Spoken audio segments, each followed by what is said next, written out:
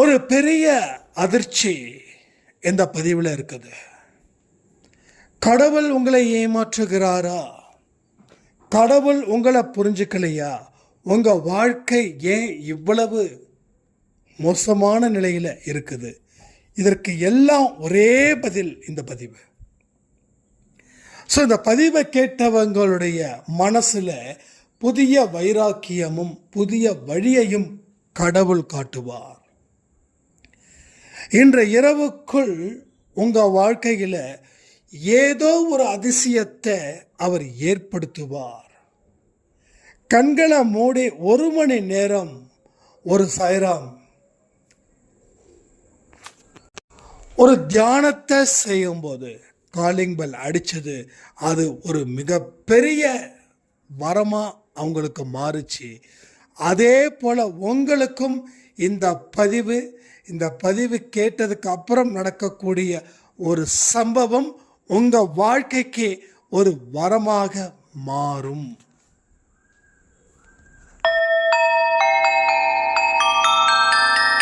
ஓம் சாயிரா சாயிரா, ஓம் சாயிரா சாயிரா, ஓம் சாயிரா சாயிரா, அன்பே சாயிரா, பேரன்பே சாயிரா, அகிலம் தளிக்க ஆத்மா விழிக்க அனுதினம் சாயிரா, எங்கள் அன்பே சாயிரா.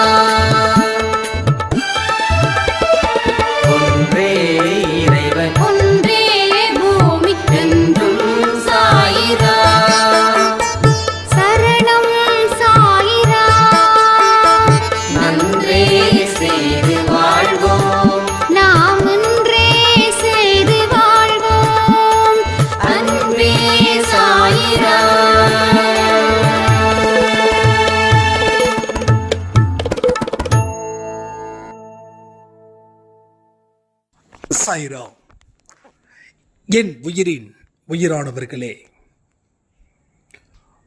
ஒரு அடியிலையும் வெற்றி வேண்டும், ஒரு அடியிலையும் சந்தோஷம் நிம்மதி எனக்கு வேணும். இதற்காக எத்தனையோ பிரார்த்தனைகள் செய்கிற எல்லாமே ஜீரோவா போகுது. எத்தனை அடிகளை எடுத்து வச்சாலும் நான் எதிர்பார்த்த வெற்றி எனக்கு வரல. இதற்கு மேலே நான் எப்படி வாழ முடியும்? இன்னைக்கு என்னுடைய சொந்தங்கள் ஒரு குப்பை போல பார்க்கறாங்க, முகத்தை சுழிச்சுக்கிட்டு. எனக்கு வாழவே வழி தெரியல, வழி பிதுங்கி நிற்கிற, என்ன பதில் அப்படின்னு. நீங்களும் அன்பேசாய் குடும்பத்தில் இருக்கிறவங்க தானே. அவங்களுக்கு எந்த மாதிரியான ஆறுதலை நீங்கள் சொல்ல முடியுமோ அதை இந்த கமெண்ட் செக்ஷனில் நீங்கள் சொல்லுங்கள். கடவுள் உங்களுக்கும் ஒரு வாய்ப்பை தருகிறார். மற்றவர்களுடைய மனசில் இருக்கக்கூடிய துன்பத்தை எடுத்து போட உங்களால் என்ன முடியுதோ அதை சொல்லுங்கள். சரியா தப்போ அதை நான் அப்புறம் பார்த்துக்கலாம். சரி, இவங்களுடைய மனநிலை இவ்வளவு சோகமாக இருக்கும்போது நாம் பதில் கொடுக்காம இருக்கிறது கஷ்டம்தானே. ஒரு விஷயத்தை நல்லா உறுதிப்படுத்திக்கலாமா? என்ன தெரியுமா? வாழ்க்கையை வெல்லணும், இது எல்லா மனுஷனுக்கும் இருக்குது. வாழ்க்கையில் வெற்றி பெறணும், இது எல்லா மனுஷனுக்கும் இருக்குது. தொட்டதை எல்லாம் தொடங்கணும், இது எல்லா மனுஷனுக்கும் இருக்குது. யாராவது வாழ்க்கை தோல்வி அடையணும் நினைப்பாங்களா? என் வாழ்க்கையில் எப்பையும் கடவுள் எனக்கு துன்பத்தை தான் கொடுக்கணும் அப்படின்னு நினச்சி யாராவது பிரார்த்தனை பண்ணுவாங்களா? யாரும் பிரார்த்தனை பண்ண மாட்டாங்க. எல்லாருக்கும் தேவை வெற்றி, எல்லோருக்கும் தேவை சந்தோஷம். ஆனால் எல்லாருக்கும் கிடைச்சிடுதா? எல்லாருக்கும் கிடைச்சிடுதா? 100 பேர் கடவுள்கிட்ட போறாங்க. அந்த 100 பேருக்கும் கடவுள் கொடுத்துட்றாரா? இல்லை. அந்த 100 பேர்ல ஒருத்தவங்களுக்கு கடவுள் கொடுக்குறாரு, மீதி 99 பேருக்கு கடவுள் கொடுக்கல. அப்போ வாழ்க்கையை நாம புரிஞ்சுக்கலையா, இல்லை நம்ம வாழ்க்கையை கடவுள் புரிஞ்சுக்கலையா? ஒன்று நீங்க புரிஞ்சுக்கல, இல்லை நம்ம கடவுள் புரிஞ்சுக்கல. எது சரி அப்படின்னு நீங்க நினைக்கிறீங்கன்னு கொஞ்சம் சொல்லுங்க. ஆக மொத்தம் கடவுள் புரிஞ்சுக்கிறாரு. ஏன்னா கடவுளுக்கு நம்மளை விட அறிவு இருக்குதுன்னு நம்ம ஒத்துக்கிறோம். படைத்தவன் அவனே. அப்போ அறிவில்லாம இருக்கிறவன் எப்படி படைப்பான்? அறிவோடு இருக்கிறவன் தானே நம்மளை படைப்பான். ஒரு மனுஷனை படைக்கணும்னா அந்த மனுஷன் எப்பேற்பட்டவனா இருக்கணும்? அறிவோடு தான் இருக்கணும். அப்போ கடவுள் அறிவுள்ளவர். கடவுளுக்கு எல்லாமே தெரியும். அப்போ வாழ்க்கைய நாம புரிஞ்சிக்கல. ஆக மொத்த கடவுள் புரிஞ்சுக்கிட்டாரு, வாழ்க்கைய நாம புரிஞ்சுக்கல. இப்ப வாழ்க்கைய நாம புரிஞ்சுக்கிட்டா நமக்கு இருக்கக்கூடிய சந்தேகங்கள் தீர்ந்துடும் இல்லையா? நமக்குள்ளே ஒரு தெளிவு கிடைக்கும் இல்லையா? அந்த தெளிவு பலம் பெறும் இல்லையா? அந்த பலம் உங்க வாழ்க்கைய உயர்த்தும் இல்லையா? அதுதான் இங்கே. ஸோ அப்படிப்பட்ட ஒரு விஷயம்தான் இங்கே நடக்க போகுது இந்த பதிவு முடிஞ்சதுக்கு அப்புறம். அப்போ வாழ்க்கையில் வெற்றி பெறுவது மட்டும் உங்க குறிக்கோள். அந்த குறிக்கோளோட இருந்தா வெற்றி பெற முடியும்னு எத்தனையோ மனிதர்கள் சொன்னதை நீங்க கேட்டிருப்பீங்க. எத்தனையோ டெக்னிக்ஸை யூஸ் பண்ணதையும் நீங்க சொன்னதையும் நீங்க அந்த டெக்னிக்ஸை யூஸ் பண்ணியிருப்பீங்க.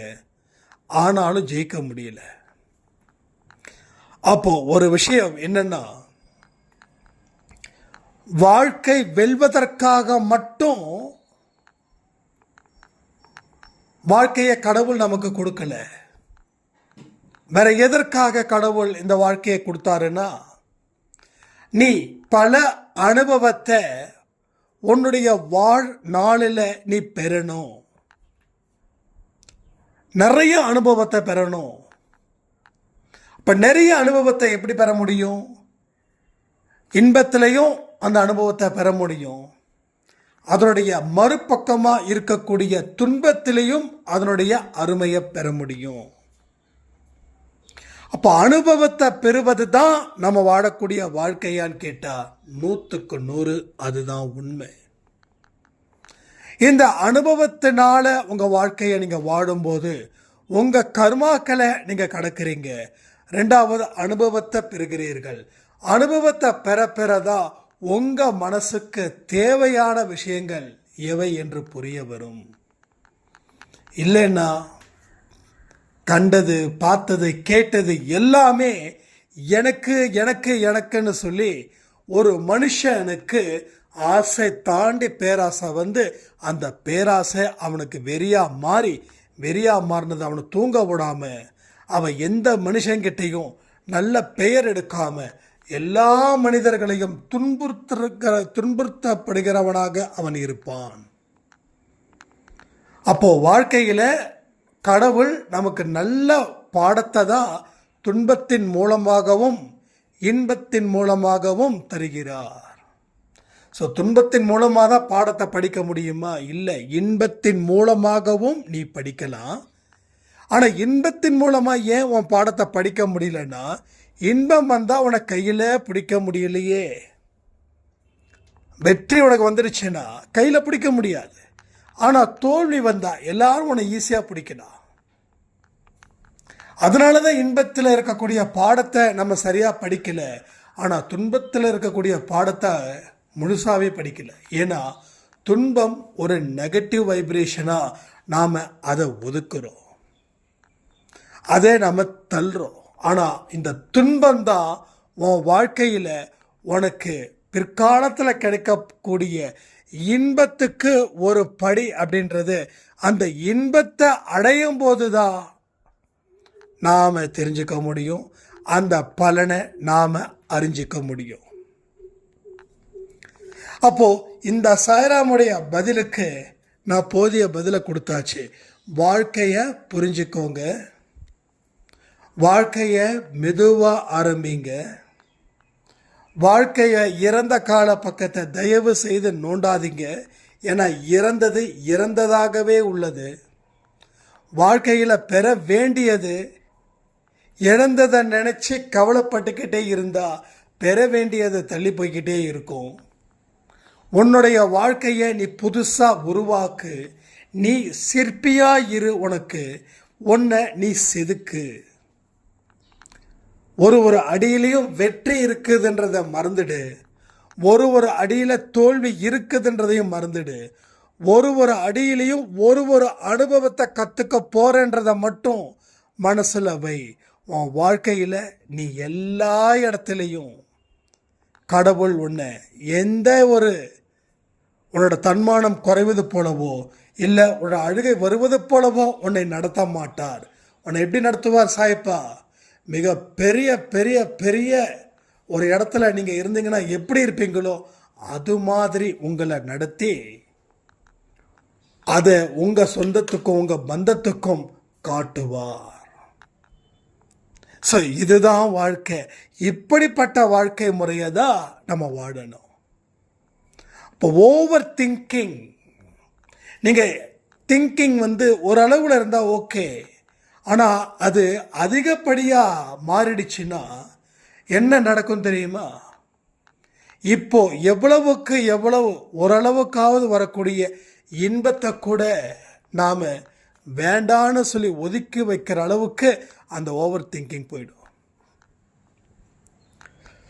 ஒரு சாய்ராம் அவங்க திருச்சியில் இருக்காங்க. அவங்க எனக்கு சொன்னது ஞாபகத்துக்கு வருது. என்னுடைய வெற்றி, என்னோட நிம்மதி, என்னோட சந்தோஷம் வெளியில் இருக்குதுன்னு தேடிட்டு இருந்தேன். ஆனால் தொடர்ந்து பதிவுகளை கேட்டு எனக்குள்ள பல கேள்விகளை எழுப்பும்போது தான் என்னுடைய சந்தோஷமும் என்னுடைய வெற்றியும் எங்கே இருக்குதுன்னு கண்டுபிடிச்சிட்டேன். அது எங்கேயோ இல்லை, என்கிட்ட தான் இருக்குது. அது தெரிஞ்சதுக்கப்புறம் என்னுடைய உடலில் இருக்கக்கூடிய பாரம் தீர்ந்தது, என்னோட உடலில் இருக்கக்கூடிய நோய் கூட எனக்கு தீர்ந்தது.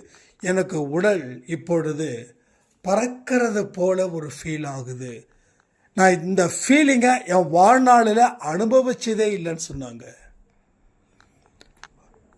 அப்போ உண்மை தெரிகிற வரைக்கும் உனக்கு பைத்தியம் பிடிக்கும், உண்மை தெரிஞ்சிடுச்சுன்னா உனக்கு தெளிவு பிறக்கும்.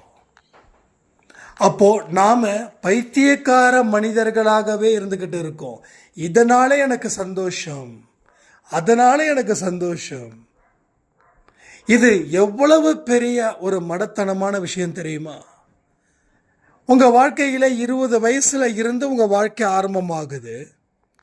அந்த 20லேருந்து 30க்குள்ளே ஒன்று படிப்பு உங்கள் கனவாக இருக்கும், இல்லை வேலை கனவாக இருக்கும், இல்லை நீங்கள் விரும்புகிறவர் கனவாக இருந்திருப்பார். அப்போ நீங்கள் சொல்லுவீங்க, எனக்கு இந்த வேலை கிடைச்சிடுச்சுன்னா இதில் கிடைக்கக்கூடிய சந்தோஷம் என் வாழ்நாள் முழுவதும் நினைச்சிருக்குன்னு சொல்லியிருப்பீங்க. அந்த வேலையும் கிடைச்சிருக்கும். இப்போ உங்களுக்கு துன்பமே இல்லையா? அப்போ மனுஷன் முடிவு பண்ணுறான், இது எனக்கு கிடைச்சதுன்னா நான் சந்தோஷமாக இருப்பேன். ஆனால் கிடைச்சதுக்கு அப்புறம் ஏன் அவன் சந்தோஷமாக இல்லைன்னா அதுதான் அவனோட சந்தோஷன்னு அவன் நினச்சது இங்கே முட்டாள்தனமாக ஆனது. ஆனால் எதுவும் அவனுக்கு சந்தோஷம் கொடுக்காது. அவன் உள்ளம் எந்த அளவுக்கு அமைதியாக இருக்குதோ அதுதான் அவனுக்கு கிடைக்கக்கூடிய சந்தோஷம். நீங்கள் நல்லா யோசிச்சு பாருங்களேன். என்னதான் ஒரு ஆரவார வெற்றியாக இருந்தாலும் அந்த வெற்றியை எத்தனை நாள் நீங்கள் அந்த சந்தோஷத்தை அறுவடை செய்ய முடியும்? மறுபடியும் வேறு ஒரு வெற்றிக்காக நீங்கள் தயாராக மாட்டீங்களா?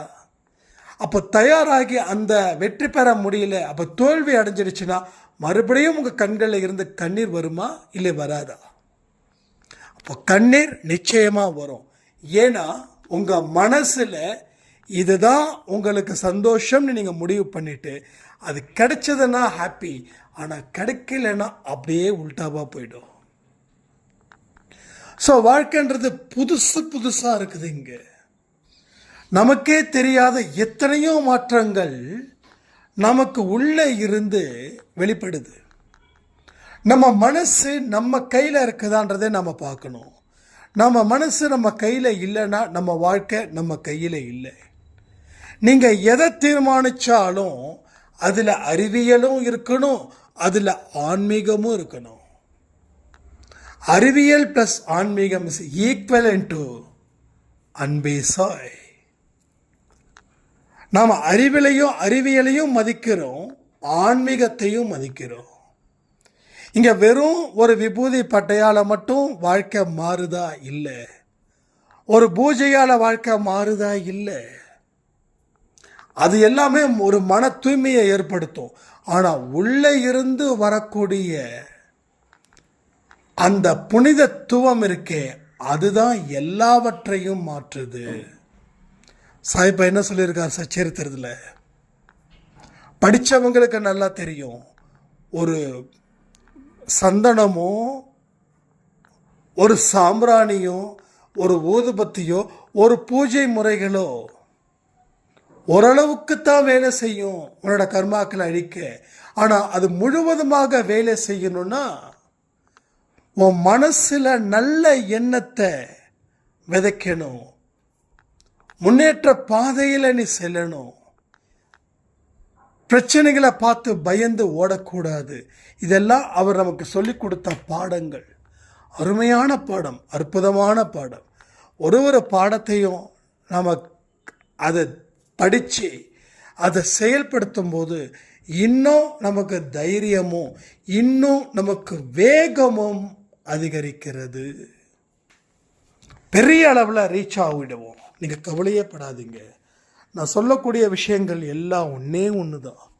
வாழ்க்கையில் எது நடந்தாலும் நடக்கட்டும் சொல்லி விட்டுடுங்க. ஆனால் இனி நடக்க போவதை நினச்சி மட்டும் உங்கள் வாழ்க்கையில் இருக்கக்கூடிய ஒரு அடிகளையும் மாற்றி வையுங்கள். அதான் நடந்துருச்சேன்னு தினமும் சொல்லிட்டு இருக்கக்கூடாது. இது வரைக்கும் நடந்து தொலைஞ்சிடுச்சு, அது முடிஞ்சிடுச்சு, அது எனக்கு நல்லது தான். ஆனால் இனி நடக்க இருப்பது என்னுடைய கவனத்தின்படி என்னோட வாழ்க்கை இருக்கும். இதை உங்களால் தெளிவுபடுத்த முடியும் அப்படி என்றால் உங்கள் வாழ்க்கையில் 100க்கு 100 மார்க் போட சாய்ப்பா தயாராக இருக்காரு. ஏன்னா உங்களோட ஒட்டுமொத்த கர்மாக்களும் அழிப்பது கடவுளோட கையில் இருக்குதுன்னு நீங்கள் நினைக்கிறீங்க, உங்களுடைய கையில் இருக்குது. அப்போ கடவுள் எதுக்குங்கன்னு நீங்கள் கேள்வி கேட்கலாம். உன்னுடைய கர்மாவை அழிக்க உன்னுடைய பலம் மட்டும் போதாது, அப்போ கடவுளுடைய பலமும் வேண்டும். அதுக்கு தான் மகாபாரதம். அர்ஜுனர் மட்டும் தனியாக போராடினாரா? கூட யார் இருந்தா? அதே போல அன்பே சாய் குடும்பத்தில் இருக்கிறவங்க ஒவ்வொருவரும் அர்ஜுனரே. அப்போ நீ இயங்க வேண்டும் என்றால் உன்னுடன் கடவுள் இருக்க வேண்டும். அப்பொழுதுதான் உன்னுடைய கர்மாக்களை அழிக்க முடியும். ஏன்னா உன்னுடைய கர்மா நீ பிறந்ததில் இருந்து இந்த நொடி வரைக்கும் நீ என்னென்ன விஷயத்தை செய்கிறியோ அதற்கு உண்டான ஒரு விஷயத்தை அது உருவாக்குது. நீ அது கூட மோத போகிற. அப்போது நீ அது கூட மோதணுன்னா நீ பலசாலியாக இருக்கணும். நீ பலசாலியாக இருக்கணும்னா கடவுள் உன்னுடன் இருக்க வேண்டும். அதுக்கு தான் கடவுள். ஆனால் நாம் என்ன பண்ணுறோம்? சாமி எனக்கு அதை கொடு, சாமி இதை கொடு அப்படின்னு சொல்லி நாம் மோதாமல் வீட்டில் ஒரு மூலையில் உட்காந்து கடவுளை வணங்கிட்டு இருக்கோம்.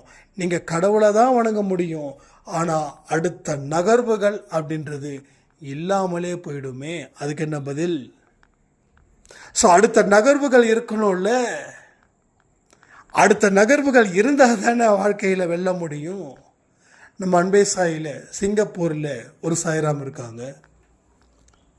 அவங்க வந்து குடும்பத்தை விட்டு விலகி நிற்கிறாங்க.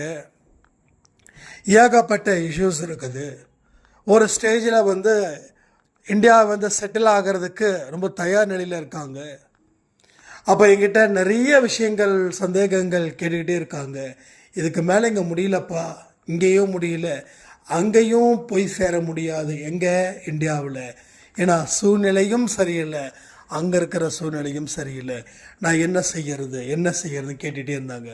நான் ஒன்று சொன்னேன், அரை மணி நேரம் சாயப்பா முன்னாடி உட்காருங்க, உட்கார்ந்ததுக்கப்புறம் உங்களுக்கு ஒரு விஷயத்தை அவர் நிச்சயமாக சொல்லுவார். நானும் உங்கள் அந்த நேரத்துக்காக ப்ரே பண்ணுறேன், நீங்களும் அந்த நேரத்துக்காக ப்ரே பண்ணுங்க, கடவுள் ஏதோ ஒரு விஷயத்தை கண்ணில் காட்டுவாருன்னு. என்ன ஆச்சு தெரியுமா? எவ்வளோ பெரிய மிராக்கள் தெரியுமா?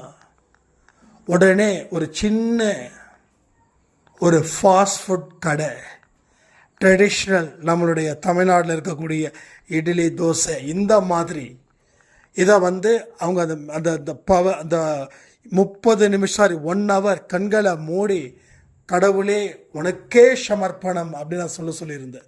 அந்த வார்த்தையை சொன்னதுக்கப்புறம் வீட்டில் ஒரு காலிங் பெல், அந்த காலிங் பெல் கதவை திறக்கும்போது அவங்க சொன்னாங்களா, நான் வந்து உங்கள் அட்ரஸை கண்டுபிடிக்கிறதுக்கு அவங்க ரொம்ப 2 வருஷத்துக்கு முன்னாடி பார்த்தவங்க. அவங்க சொன்னாங்களா, நீங்கள் எங்கே வந்து இந்தியா ரிட்டர்ன் ஆகிட்டீங்களோன்னு பயந்து நான் அட்ரஸை தேடி கண்டுபிடிச்சேன், நல்ல வேலை அப்படின்னு சொல்லி இவங்க சொல்கிறாங்க. நானும் என்ன பண்ணுறதுன்னு தெரியலன்னு. சரி, உங்களுக்கு அந்த சமையலுக்கு உண்டான முழு திறமை இருக்குது, எனக்கு இன்வெஸ்ட்மெண்ட் இருக்குது, நாம் 2 பேரும் சேர்ந்து நம்ம ஏன் வந்து ஒரு சின்னதாக ஒரு ரெஸ்டாரண்ட் பண்ணக்கூடாது அப்படின்னு. ஸோ ரெஸ்டாரண்ட் பண்ணாங்க, இன்றைக்கி ஹாப்பியாக இருக்காங்க. என்னென்னா, பொறுமையாக இருங்க, பதில் தெளிவான இடத்துலேருந்து கிடைக்கும். ஸோ அவங்களுக்கு கடவுளுடைய அருள் இருந்ததால், கடவுளோட துணை இருந்ததால் நடந்துச்சு. இல்லை எத்தனையோ பேர் அங்கேருந்து பயந்து குடும்ப சூழ்நிலையை காரணம் காட்டி சிங்கப்பூரில் இருந்து இந்தியா வந்தும் அவர்கள் சந்தோஷமாக இல்லாமல் பல சங்கடத்தில் ஆழ்ந்துக்கிட்டு இருக்காங்களே. அப்போ என்ன ஒரே ஒரு விஷயம் பாயிண்ட் என்னென்னா, நீங்கள் உங்களையும் நம்பணும், கடவுளையும் நம்பணும். நடக்க போகிறத நினச்சி கவலைப்படக்கூடாது. நடக்கிறத சரியாக தான் நடக்குதான்னு கடவுள்கிட்ட பொறுமையாக நிதானமாக கேட்க தான் உங்களுக்கு அந்த தெளிவு கிடைக்கும். ஒருவேளை அவங்க என்கிட்ட சொல்லாமல், அவங்க சாய்ப்பா கிட்ட உட்காராமல் இருந்து அவங்க இந்தியா வந்திருந்தாங்கன்னா இன்னைக்கு இந்த சந்தோஷம் அவங்களுக்கு கிடைச்சிருக்குமா? ஸோ நிச்சயமாக கிடைச்சி இருக்காது. இதை நான் உங்ககிட்ட கேட்க வேண்டியதே கிடையாது. ஏன்னா இங்கே நிறைய பேர் சிங்கப்பூர், மலேசியா, துபாயில் இருந்து நான் இன்னமும் ரொம்ப கஷ்டப்பட்டுட்டு தான் இருக்கேன் சாய்ராம் அப்படின்னு சொன்னவங்க ஏராளம், நிறைய பேர். நிறைய நான் பணம் அனுப்புனேன், அந்த பணத்தெல்லாம் என்ன பண்ணாங்கன்னே தெரியல, இங்கே வெறும் கையோடு தான் நான் இப்போ இருக்கிறேன், நான் மறுபடியும் ஃபாரின் போகிறதுக்கு எனக்கு மைண்டும் இல்லை, வயசும் ஆயிடுச்சுன்னு சொல்லக்கூடிய தாய்மார்கள் நிறைய பேர். ஸோ சரியான முடிவை நம்ம எடுக்கலை அப்படின்னா எல்லாமே தப்பாக போயிடும். அப்போ இத்தனை வருஷமாக வாழ்ந்து ஏதோ ஒரு விஷயத்துக்காக அங்கே போய் நின்று சொத்து சேர்த்து வச்சு இங்கே அதுக்கு தகுந்தது போல தன்னுடைய வாழ்க்கையை மாற்றணும்னு ஏகப்பட்ட பேரோட ட்ரீம். அந்த ட்ரீமில் அவங்களுடைய சொந்த பந்தங்கள் என்ன பண்ணுறாங்க, அவங்க அனுப்புகிற காசு இவங்க சந்தோஷமாக எல்லாம் செய்து இப்போ எவ்வளோ பெரிய பாவத்தை அவங்களோட குழந்தைங்களும் அவங்களுடைய உறவுகளும் செய்கிறாங்கன்றதை பாருங்கள். அப்போது எவ்வளவு பெரிய மன கஷ்டம். நான் ஒன்று சொல்கிறேன், உங்கள் உறவுகளை வெறுக்க வேண்டாம், ஆனால் கடவுளை மட்டும் என்னைக்குமே வெறுக்காதீங்க. ஏன்னா அங்கே இருந்து தான் நமக்கு நடக்க வேண்டிய நல்லவைகள் அங்கே தான் தங்கி இருக்குது. நாம் அந்த இடத்த க்ளோஸ் பண்ணிவிட்டு மீதி எந்த இடத்த நீங்கள் ஓப்பன் பண்ணாலும் சரி, அது எல்லா இடத்துலையும் தோல்விகளும் துன்பங்களும் சங்கடங்களும் பிரச்சனைகளும் மன அழுத்தங்களும் அதிகரித்து கொண்டேதான் இருக்கும். இதை மாற்ற முடியாது. ஏன்னா மெயின் கேட்டை நீங்கள் அடைச்சிட்டீங்க. மெயின் கேட்டை கடவுள் அவர் அடைச்சிட்டீங்க. அதனால பொறுமையாக இருக்கிற அத்தனை பேருமே இங்கே ரொம்ப லக்கியஸ்ட். கடவுளுடைய வழிகாட்டுதல் உங்களுக்கு வேணும்னு சொல்லி நீங்கள் வெறியா நில்லுங்க. அவர் தான் எனக்குன்னு சொல்லுங்க. அவர் இல்லாத இடம் எனக்கு சொந்தம் இல்லைன்னு சொல்லுங்க. நீங்க எந்த கடவுளை வேணாலும் வணங்குங்க. நான் இப்பயே சொல்றேன், சாயப்பா தான் உங்களை காப்பாற்றுவாரா? எவன் சொன்னான்? உங்களுக்கு எந்த தெய்வம் இஷ்ட தெய்வமோ அந்த தெய்வத்தை முழு மனதுடன் நம்புங்கள். இங்க ஜீசஸை வணங்குறவங்க ஏகப்பட்ட பேர். சாயப்பான்றதுக்கு பதிலாக இயேசுப்பான்னு சொல்றது தப்பான்னு கேட்டவங்க வாழ்க்கை இன்னைக்கு டாப் லெவலில் இருக்குது. ஏன்னா தெய்வங்கள் எல்லாம் ஒரே தெய்வங்கள் தான். என்னோடது, உன்னோடது, பெருசு, சிறுசு, மீடியம், இதெல்லாம் எல்லாம் விட்டுருங்க. இதெல்லாம் ரொம்ப அல்பத்தனமானது, அசிங்கமானது. என் தெய்வம் பெருசு, உன் தெய்வம் சிறுசுலாம். எல்லா தெய்வமே மோஸ்ட் பவர்ஃபுல். ஒவ்வொரு தெய்வமும் கோயிலில் இருக்குது நீங்கள் நினைக்கிறீங்க, உங்களுடைய மனசுக்குள்ளே இருக்குது. நீங்கள் அந்த தன்மையில் இருந்தால் அதை பார்க்க முடியும். அந்த தன்மையில் இல்லைன்னா எப்படி பார்க்க முடியும்? கண்ணை மூடிக்கிட்டு எதை பார்த்தாலும் காட்சி தெரியாது. அதே போல் மனசில் தீய எண்ணங்களை வச்சுக்கிட்டு நல்ல எண்ணங்களை எப்படி பார்க்க முடியும்? நல்ல எண்ணங்களை பார்க்கணுன்னா தீய எண்ணங்களை ஒட்டுமொத்தமாக கட் பண்ணணும். அப்போ தான் நீ நல்ல எண்ணத்தை பார்க்க முடியும். நல்லது கடவுள் செய்வார். நல்லதுக்கு பின்னாடி தான் கடவுளுடைய அந்த பவர், அந்த வெளிச்சம் அங்கே நிற்குது. 2 நாளைக்கு முன்னாடி ஒரு பதிவு சொல்லியிருந்தேன் தெரியுங்களா, ஆன்மீக புரட்சி. அப்போ ஒரு சாய்ராம் சொன்னாங்க, நான் நேற்று தான் நினச்சேன், யாரோ என்னென்னமோ புரட்சி பண்ணுறாங்க, நாமளும் ஒரு ஆன்மீக புரட்சி தானே பண்ணுறோம் அப்படின்னு. அதை எதுக்கு அவர் அப்படி சொன்னாருன்னா, நம்ம அண்டை சாயோட லிங்கை இன்னொருத்தங்களுக்கு அனுப்பும்போது அவங்க சொன்னாங்களா, இவர் பேசுறது ஒரு டைப்பாக இருக்குது. கடவுளோட சேனலை பற்றி பேசுகிறவங்க கொஞ்சம் அப்படியே சாஃப்டாக கொஞ்சம் இது மாதிரி பேசுவாங்க. பட் இவர் என்னமோ பேசுகிறாரு. அதாவது என்ன சொல்கிறாரு, என்னமோ பேசுகிறாரு. ஆனாலும் அந்த சுவாரஸ்யம் குறையாதது அளவில் இருக்குது. ஆனால் கவனிக்க வேண்டிய பேச்சு. ஆனால் இப்படிப்பட்டவங்கெல்லாம் இருக்கும்போது இவரோட பேச்சை கேட்டு இன்னும் நிறைய பேரோட வாழ்க்கை ஒரு பெரிய புரட்சியை கூட ஏற்படுத்தும் அப்படின்னு அன்னைக்கு நாம் சொன்னோம். அடுத்த நாள் அந்த சாய்ராம் எனக்கு சொல்கிறாரு, நீங்கள் புரட்சின்னு சொன்னதுக்கப்புறம் ஞாபகம் வந்தது, என்னுடைய ஃப்ரெண்டுக்கு நான் அனுப்பி வச்சேன். ஒரு கடவுள் சம்பந்தப்பட்ட இடத்துல இப்படி ஒரு ஸ்பீச் ரொம்ப மெய் சிலிர்க்க வைக்குது அப்படின்னாங்க. எல்லா கிரெடிட்டும் உங்களுக்கு இல்லை சாயன்னா சாயப்பாவுக்கு. ஏன்னா அவர் தான் உங்கள் மூலமாக பேச வைக்கிறாரு அப்படின்னு சொல்லுவாங்க. எஸ், உண்மையிலே சொல்கிறேன், எல்லா பாராட்டுக்களும் எல்லா வெற்றியும் அவருக்குத்தான், வேற யாருக்குமே இல்லை. இதை நான் பெருந்தன்மையாக சொல்கிறேன்னு நான் சீன் போட விரும்பலை. ஏன்னா 5, 6, 7 வருஷத்துக்கு முன்னாடி 2015க்கு முன்னாடியும் இதே சந்தோஷம். அப்போ இவனுக்கு எங்கே போச்சு? இப்போ இருக்கிறவன் அப்போ இருந்தால் ஜெயிச்சிருக்கணும்ல.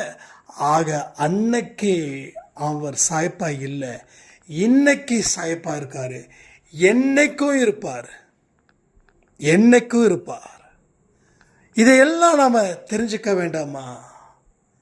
தெரிஞ்சுக்கிட்டாதானே வாழ்க்கையை புரிஞ்சுக்கிட்டு வாழ முடியும். ஸோ புரியாத ஒரு வாழ்க்கை என்றைக்குமே வாழ்க்கையில் சந்தோஷத்தை கொடுக்காது, வெற்றியையும் கொடுக்காது. இதை எல்லாவற்றையும் தக்க வச்சுக்கோங்க. வாழ்க்கை உங்களுக்கானது. விடியல் நமக்கேன்னு சொல்லி இந்த பதிவை நான் முடிக்கிறேன். ஜெய் சாய்ராம்.